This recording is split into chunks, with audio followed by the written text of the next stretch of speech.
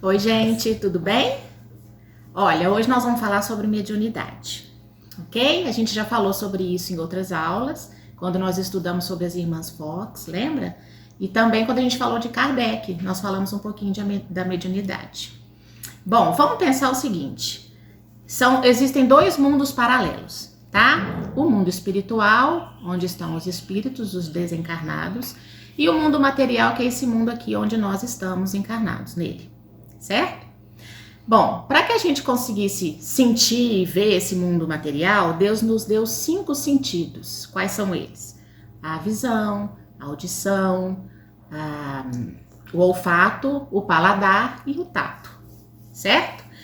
Através desses 5 sentidos, nós conseguimos sentir o cheiro das flores, o gosto das comidas e ouvir as pessoas, etc. Bom, um sexto sentido que Deus nos deu também é a mediunidade. Todos nós somos um pouco médiuns, uns mais, outros menos, certo? Mas todo mundo tem essa capacidade de sentir o mundo espiritual de alguma forma. Sabe aquelas pessoas que sentem, às vezes entram num ambiente, sentem a energia do ambiente, não se sentem bem em determinado local, mas ao mesmo tempo se sentem muito bem em outro? Isso é uma certa mediunidade, um certo grau de mediunidade. Aquela intuição que a gente tem, às vezes, e não sabe explicar de onde vem aquela ideia. Às vezes, em sonho, a gente pode ter alguma comunicação com o mundo espiritual e acorda, de repente, com uma ideia que a gente nunca tinha pensado nela antes, certo? E tem aqueles médiuns propriamente ditos, que são as pessoas que conseguem ver os espíritos, que conseguem ouvir os espíritos, que conseguem escrever. Bom, a mediunidade, gente, ela pode se manifestar em homens, mulheres, crianças, adultos. Não tem idade para isso, não tem sexo. Qualquer pessoa pode desenvolver essa mediunidade, certo?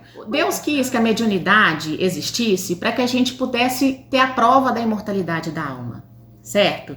Através das mensagens dos espíritos, a gente tem a prova da imortalidade da alma. A gente pode ter conhecimento desse mundo espiritual.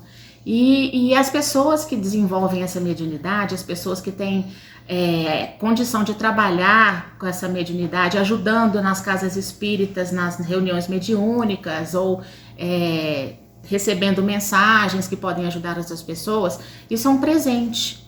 Muita gente fala, ai, que medo, eu tenho medo de espírito, eu não quero ver espírito. Não é por aí, a gente não tem que ter medo.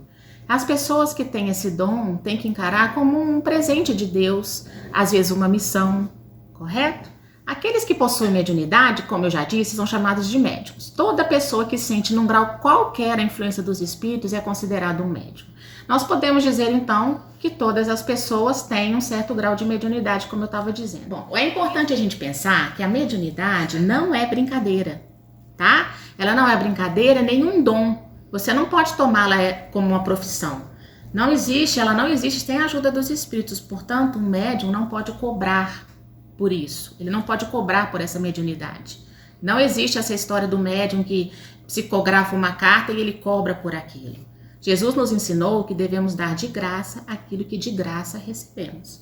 Então, a mediunidade não é uma brincadeira. Aquele que é portador da mediunidade tem como tarefa utilizá-la para seu automelhoramento, desenvolvendo valores nobres para o benefício das pessoas, ok? Consolando e amparando os doentes e os aflitos. E os médiuns, como eu já falei, eles devem estudar o Evangelho de Jesus, devem ser humildes, pacientes e amorosos com todos que atendem. Não devem buscar vantagens pessoais como dinheiro, presentes ou elogios. Para ocorrer a comunicação, o espírito ele não entra no médium, gente. Tem muita gente que pensa que o médium, quando está recebendo a influência espiritual, que o espírito entra dentro do corpo dele. Não é assim que acontece. O espírito comunicante, ele entra em contato com o perispírito do médium. Lembra o que é perispírito? Com o perispírito do médium e, através deste, atua sobre o corpo físico. Essa faculdade não se revela da mesma maneira em todos. Tá? Cada um vai desenvolver um tipo diferente de mediunidade. Não é igual para todo mundo. Por isso que existem vários tipos de mediunidade.